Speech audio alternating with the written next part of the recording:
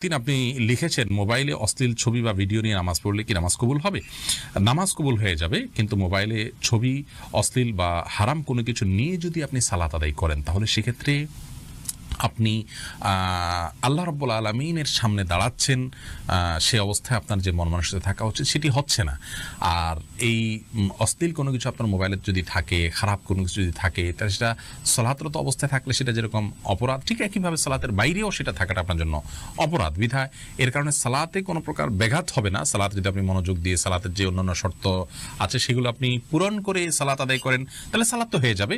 But এই হারামটা আলাদা একটা আপনার জন্য ক্ষতিকর, আপনার সালাতের মধ্যে মনোযোগ নষ্ট হতে পারে। সেজন্য মোবাইল থেকে হারাম জিনিস এমনিতে সরিয়ে ফেলা উচিত, তবে সালাতের এটার কারণে কোনো ক্ষতি হবে না। জুলকারনাইন আপনি লিখেছেন ফরজ গোসল কারণবশত বিলম্বে করলে কোনো গুনাহ হবে কিনা? গোসল বিলম্ব করলে কোনো গুনাহ হবে না, তবে ফরজ গোসল যদি আপনি দেরিতে করতে চান, পরবর্তী ফরজ নামাজের আগে আগে আপনাকে করে ফেলতে হবে। আর মাঝে যদি অন্য কাজ করতে চান, রাতে গোসল ফরজ হয়েছে, আপনি ফজর নামাজের আগ মুহূর্তে গোসল করবেন, তাহলে মাঝে অন্য কাজের জন্য এমনকি ঘুমানোর জন্য উযু করে ঘুমানোটা হলো সুন্নাহ। নবী সাল্লাল্লাহু আলাইহি ওয়াসাল্লাম এটি করতেন, এটি করা ভালো। বাকি গোসল তৎক্ষণাৎ করে ফেলতে হবে এমন কোনো বাধ্যবাধকতা নেই। গোসল, ফরজ গোসল না করে অন্য কাজ কাম করলে মেয়েদের উপরে অনেক রকমের প্রেশার আমাদের সমাজ থেকে আসে, তো এটা উচিত নয়। এটা ছেলে মেয়ে সবার জন্য ইসলাম জায়েজ রেখেছে, উযু করে তিনি অন্য কাজ করতে পারেন, কিন্তু যথাসম্ভব দ্রুত ফরজ গোসল করে, ফরজ যেহেতু রয়েছে দ্রুত গোসল করে ফেলতে পারে, সেটা ভালো।